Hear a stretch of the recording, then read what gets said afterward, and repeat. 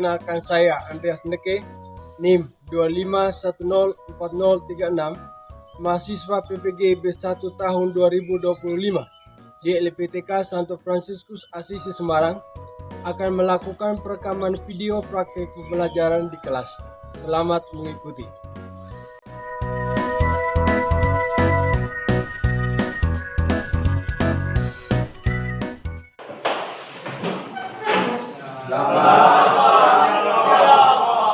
Selamat siang. Bagaimana kabar hari ini? Baik. Sehat semuanya? Sehat. Kalau sehat, aman, puji Tuhan, dan mudah-mudahan kalian semua tetap dalam penyertaan dan kasih Tuhan. Ada yang tidak hadir atau hadir semua? Hadir semua. Hadir semua? Hadir. Kalau begitu mari kita awali pertemuan kita hari ini dengan doa pembuka. Silakan salah satu dari kalian memulai pertemuan kita dengan doa. Kemudian teman-teman, mari kita untuk berdoa dalam nama Bapa, Bapa sumber kehidupan, kami bersyukur atas kebenaran rahmat yang kami terima sepanjang hidup kami sejak kami kecil hingga saat ini. Pada kesempatan ini kami akan mendalami pemahaman bahwa hidup kami ini adalah milikmu semata. Serta dalam proses belajar ini agar kami makin menyadari apa yang harus kami perjuangkan untuk menjaga martabat kami demi Kristus Tuhan dan Kudus nama kami. Amin. dalam nama Bapa, Dan Bapa dan Kudus. Amin. Terima kasih. Silakan duduk. Baik, anak-anak yang terkasih, minggu lalu kita sudah memulai pertemuan kita dengan temanya adalah tentang budaya dan kasih. Sebelum memulai materi yang baru, Pak Guru ingin bertanya dulu tentang materi yang sudah kita lewati bersama pada pekan yang lalu. Kira-kira apa yang menjadi perintah pertama dan utama dari Yesus pada para pengikutnya? Perintah pertama dan utama dari Yesus kepada para pengikutnya itu apa kira-kira? Ya, silakan. Perintah utama Yesus kepada para muridnya adalah agar semua umat Kristiani dapat mengasihi Allah dan sama seperti diri sendiri, termasuk juga mencintai musuh dalam sikap yang tulus melalui budaya kasih. Ya, terima kasih. Kita beri tepuk tangan dulu. Hari intinya adalah dalam budaya kasih Yesus mengajarkan kita untuk mencintai dan mengasihi sesama seperti diri sendiri. Kalau demikian, apa kira-kira itu budaya kasih? Ya, silakan. Budaya kasih itu apa? Budaya kasih adalah berani melawan budaya kejahatan dan kekerasan melalui sikap merangkul dan memaafkan semua orang tanpa batas. Ya, berani melawan kekerasan dan kejahatan. Ya, bukan sekedar berani melawan kekerasan dan kejahatan, tetapi lebih dari itu adalah supaya kita berani mempraktikkan hidup damai satu dengan yang lain. Baik, itu materi yang sudah kita lewati pada minggu yang lalu. Hari ini kita akan memulai materi yang baru. Tapi sebelum mulai, Pak Guru juga ingin bertanya. Ada yang tahu apa itu bunuh diri? Saya Pak. Ya, silakan. Bunuh diri itu kira-kira apa? Bunuh diri adalah tindakan membunuh atau mematikan diri sendiri. Bunuh diri adalah tindakan membunuh atau mematikan diri sendiri. Itu tindakan yang benar atau tidak? Tidak. Baik atau tidak? Tidak. Baik. Kalau begitu, mengapa bunuh diri itu dilarang? Ya, Pak. Silakan. Bunuh diri itu dilarang karena manusia bertindak seolah-olah sebagai Tuhan atau pemilik kehidupan. Ya, Karena dengan bunuh diri berarti manusia bertindak seolah-olah menjadi tuan atau pemilik kehidupan. Berarti hidup manusia itu adalah milik Allah. Kalau begitu, kalau dikatakan hidup manusia itu milik Allah, itu apa artinya itu? Saya Pak, Ya, silakan. hidup itu adalah milik Allah karena manusia adalah ciptaan dan sebagai ciptaan manusia adalah milik Allah. Ya, terima kasih. Kita beri tepuk tangan dulu. Ya, hidup itu milik Allah. Mengapa manusia itu milik Allah atau hidup itu milik Allah? Karena manusia adalah ciptaan Allah. Ya. Karena manusia adalah ciptaan, maka kita adalah milik dari Dia yang memiliki kehidupan. Maka hari ini tema yang akan kita dalami adalah hidup adalah milik Allah. Hidup adalah milik Allah. Ya, adapun tujuan pembelajaran yang akan kita dalami bersama hari ini dalam proses diskusi nanti ialah bahwa para peserta didik ya mampu menyadari hidup itu milik Allah dalam beberapa contoh moral aktual seperti aborsi, bunuh diri, eutanasia, dan hukuman mati. Ya, kita sadar akan beragam kasus seperti aborsi, bunuh diri, eutanasia, dan hukuman mati.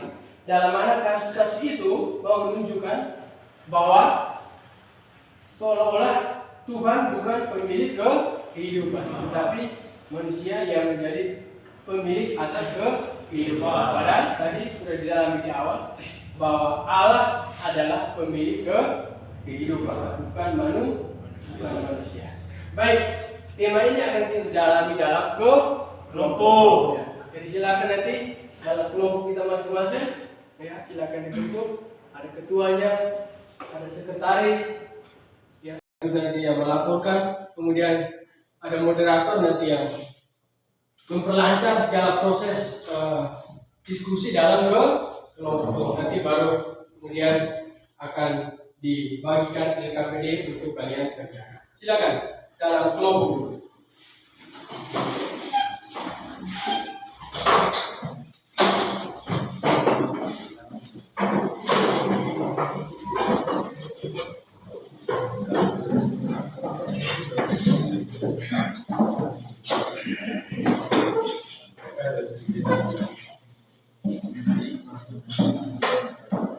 Baiknya kita langsung bagikan LKPD dan silakan kedua mengatur bagaimana anggotanya bekerja. Di situ ada LKPD 1, LKPD 2. Jadi silakan langsung diskusikan LKPD 1 dan LKPD 2. Nanti tinggal dipresentasikan.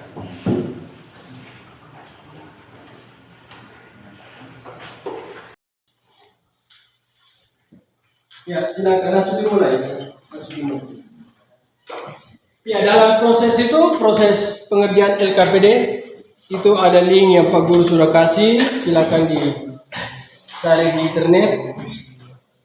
Ada HP, silakan diulang. Seperti biasa dalam proses pembelajaran itu, HP selalu kita pakai.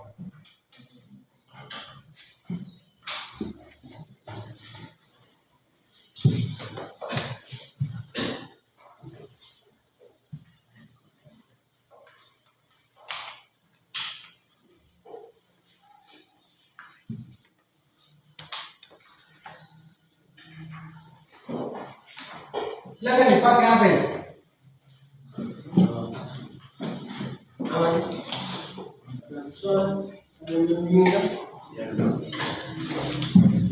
Pertanyaan-pertanyaan itu gampang sih. Atau ada yang sulit? Tidak ada.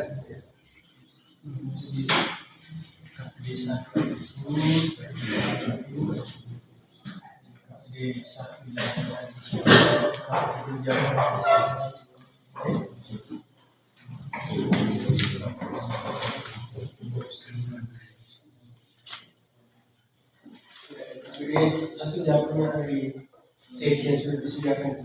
Ada alat bangun link itu sudah kami cari. Kaki dua di kembang sebelah ya. Sudah siapa?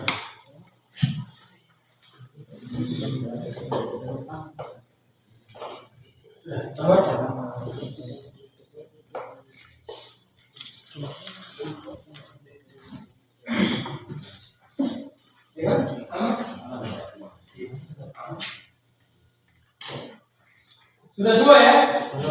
Sudah semua? Sudah semua? Kalau sudah semua maka silakan masing-masing kelompok melaporkan hasil diskusinya. Dan sebelumnya saya serahkan laporan kelompok ini dalam kelompok masing-masing. Ya, sudah diatur tadi ada ketua, ada moderator dan lain sebagainya, sekretaris. Maka silakan diatur. Kita mulai dari kelompok 1. Kelompok 1 di mana? Ya, silakan. Baik, terima kasih atas waktu dan kesempatan yang diberikan kepada kelompok kami. Kami akan memaparkan hasil diskusi kami. Waktu dan kesempatan saya berikan kepada masyarakat.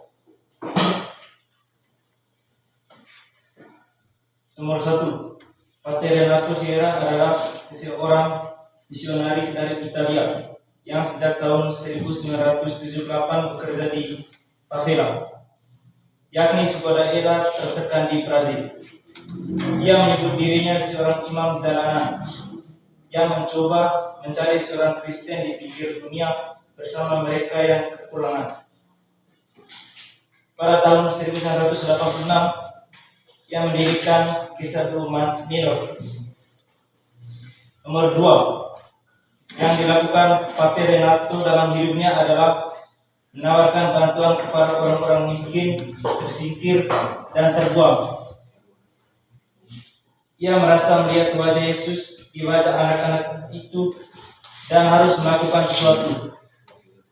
Ia bertindak sebagai seorang ayah, ibu, dan keluarga yang tidak pernah dimiliki oleh anak-anak tersebut. Ia menjadi hadirat Allah yang pengasih bagi mereka yang tidak dikasihi dan sendirian. Sekian dari kelompok kami, mungkin ada teman-teman yang mau mendapatinya.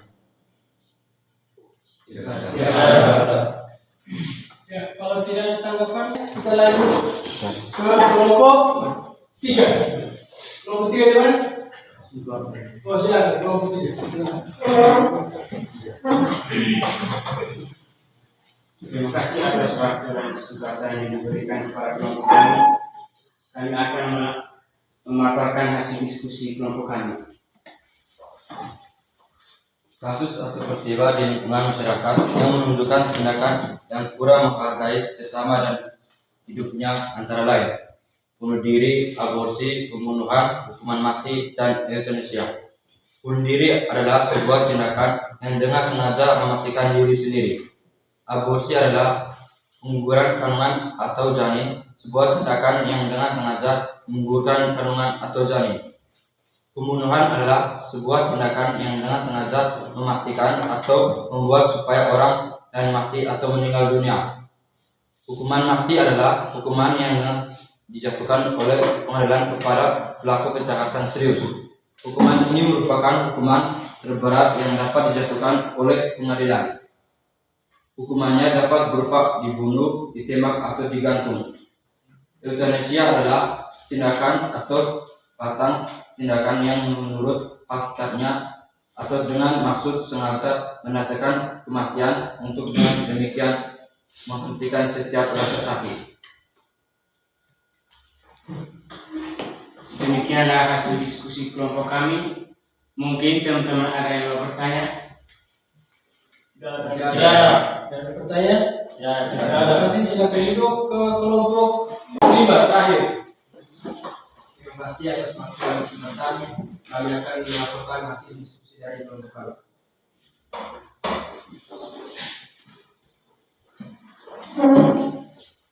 Nomor 3. Kekasar ajaran Yesus dalam menghormati hidup manusia adalah bahwa Yesus memperluas makna perintah jangan membunuh. Dalam perjanjian lama, melalui sikap dan tindakan memperlakukan secara martabat, yakni melalui cinta kasih dan pengampunan yang tulus dan jujur. Nomor 4, ajaran gereja tentang menghargai hidup manusia terdapat dalam nomor 1 Gaudium et Spes artikel 51 yang mengesankan bahwa peneguran adalah suatu tindakan kejahatan durhaka. Karena Allah telah merancangkan pelayanan mulia melestarikan hidup kepada manusia untuk dijalankan dengan cara yang layak, sehingga kehidupan sejak saat pembuahan harus dilindungi dengan sangat cermat. Nomor 2, Kitab Hukum Kanonik paragraf 1398 yang menegaskan bahwa manusia dalam kandungan memiliki martabat yang sama dengan manusia yang sudah lahir. Karena itu, manusia mempunyai hak-hak asasi, sehingga gereja menghukum pelanggaran melawan kehidupan manusia ini dengan hukum gereja yang disebut hukum ekskomunikasi. 3. Katekismus Gereja Katolik artikel 2270 yang mengatakan bahwa kehidupan manusia harus dihormati dan dilindungi secara absolut sejak saat pembuahan. Manusia harus dihargai karena ia mempunyai hak-hak pribadi, di antaranya hak atas kehidupan yang tidak dapat ditanggung juga. Sekian presentasi dari kelompok kami. Mungkin teman-teman ada yang bertanya, silakan. Tidak Tidak ada pertanyaan? Tidak ada pertanyaan. Kita beri tepuk tangan, aplaus untuk kita semua ya. Jadi supaya suasana kita jangan terlalu tegang, kalian yang sudah tegang ada menguat sedikit. Kita berdiri semua, pemburu aja kita untuk berdiri. Baik, berdiri. Oh, jangan tolong tasnya di sebelah sini. Ya. Sudah agak berjalan sedikit dan babas. Berjalan sedikit dan babas. Oke, sudah semua? Sudah. Tangan ke atas semua. Woi, bagus. Ya. Samping kiri, samping kanan. Sudah ke depan, ke bawah, samping kiri kanan, atas, bawah, ke depan. Wah, kali ini luar biasa. Tepuk tangan.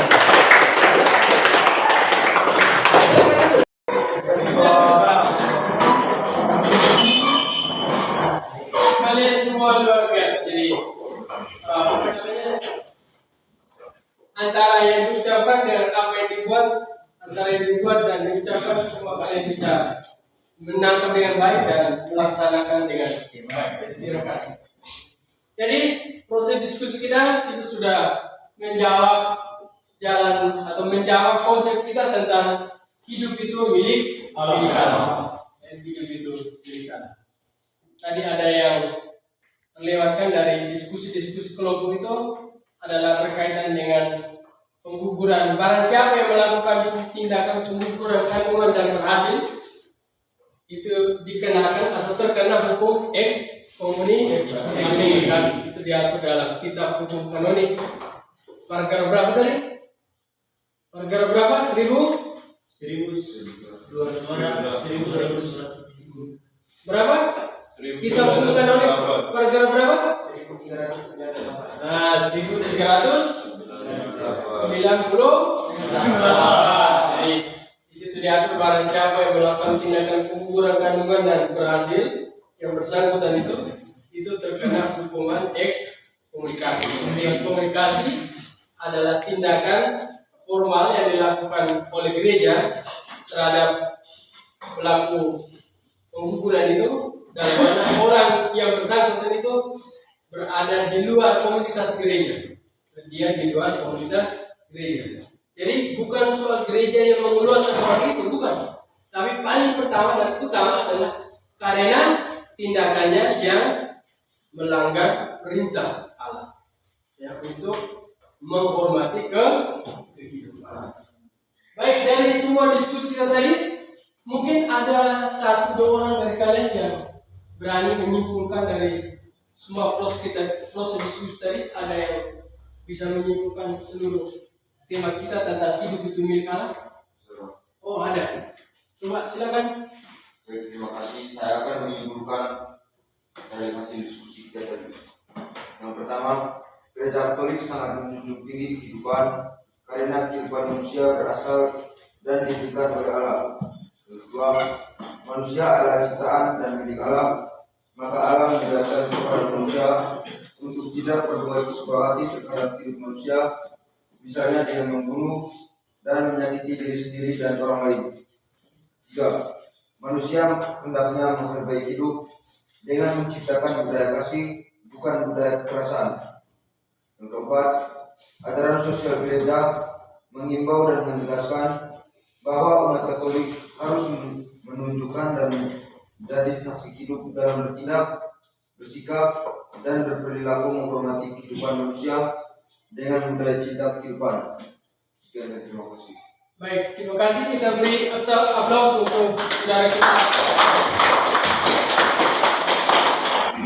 Baik, adik tadi yang terkasih.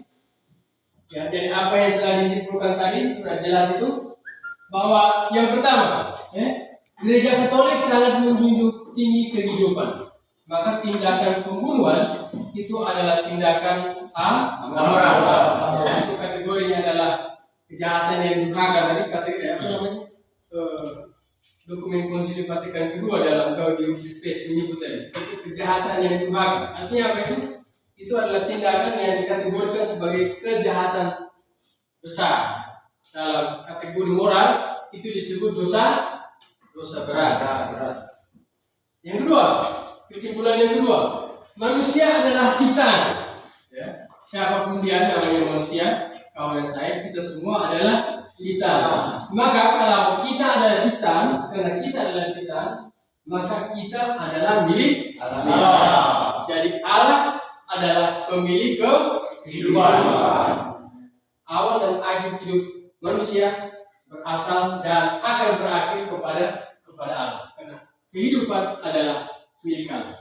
Yang ketiga, panggilan setiap umat Kristiani adalah menghargai hidup. Menghargai hidup. Ini ada kaitannya dengan tema pertemuan kita minggu yang lalu. Kita dipanggil untuk bertindak, bersikap dalam konteks budaya kasih, yaitu memperlakukan diri kita dan orang lain dalam cinta yang sempurna, terlebih dalam menghargai dan menghormati kehidupan, bukan budaya kekerasan, apalagi budaya kematian. Itu tidak sama sekali dalam ajaran moral Katolik. Dan yang terakhir, sebagai kesimpulan kita ialah bahwa ajaran sosial gereja mengajak semua umat beriman, orang-orang Kristiani, untuk menjadi saksi hidup. Bentuknya apa? Bentuknya adalah dengan menghargai kehidupan. Prakteknya apa? Mencintai budaya kasih, bukan budaya kekerasan, apalagi budaya kematian. Itu penting untuk kita dalami dan kita hayati dalam hidup kita masing-masing sebagai orang beriman. Baik, peserta didik yang terkasih, lebih lanjut berkaitan dengan materi yang sudah kita dalami bersama tentang hidup milik Allah itu, apakah adik-adik semua sudah mengerti? Sudah mengerti? Sudah paham? Sudah. Atau ada hal lain yang mau disampaikan berkaitan dengan materi yang kita bicarakan tadi, kita bahas bersama? Sudah. Ada atau tidak? Tidak ada. Ya. Kalau begitu kita sudah mengerti semua ya. Kalau sudah mengerti semua, terima kasih untuk proses hari ini. Dan untuk materi minggu depan, itu tolong ada sampai ke rumah, silakan membuka kitab suci masing-masing dalam surat pertama Rasul Paulus kepada jemaat di Korintus bab 3 ayat 16 sampai 17 ya. 1 Korintus bab 3 ayat 16 sampai 17. Baca perikop itu dan ringkas apa inti dari perikop itu untuk menjadi bahan landasan akal kita untuk materi yang akan datang. Ya, tolong ditulis dulu materi ini. Perikop dalam 1 Korintus bab 3 ayat 16 sampai 17.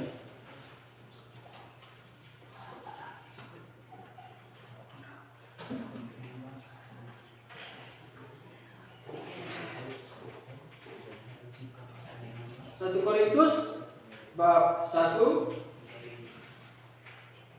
ayat berapa nih? Ayat 3 sampai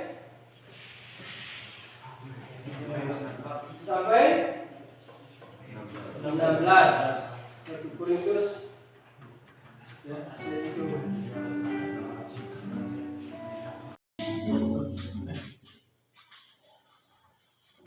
Sudah ya? Tulis semua? Sudah, Pak. Kalau begitu terima kasih untuk seluruh proses pembelajaran kita hari ini.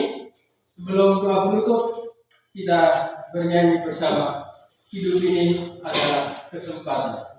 Sesuai dengan tema kita hari ini, maka hidup kita adalah kesempatan untuk melayani Allah dalam budaya kehidupan.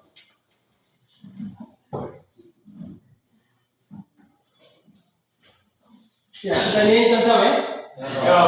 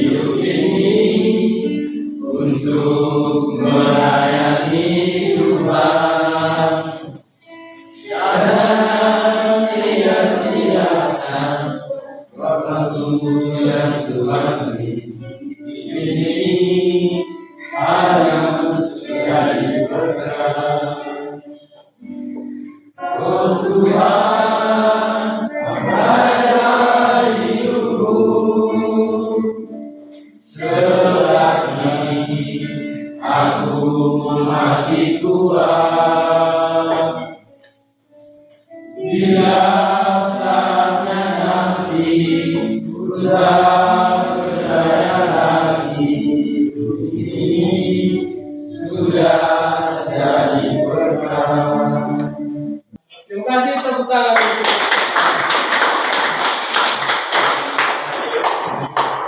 Yaitu menjadi panggilan hidup kita agar kita menjadi berkat bagi diri kita dan bagi orang lain. Panggilan hidup kita teristimewa dalam mencintai dan melayani kehidupan yang adalah milik Allah. Baik adik-adik kekasih, mari kita tutup pertemuan kita ini dengan doa penutup. Silakan salah satu dari kalian saya minta untuk menutup pertemuan kita ini dengan doa. Silakan. Teman-teman, mari kita untuk berdoa. Dalam nama Bapa dan Bapa sebagai kehidupan, Kami berterima kasih melalui acara ini Engkau hadir dan membimbing kami untuk menghargai kehidupan seperti mencintai diri kami sendiri. Khususnya kami untuk selalu memperjuangkan nilai-nilai kehidupan dan menjadi saksi cinta kasih-Mu. Demi Kristus Tuhan kami, amin. Baik, terima kasih dan sampai berjumpa minggu depan.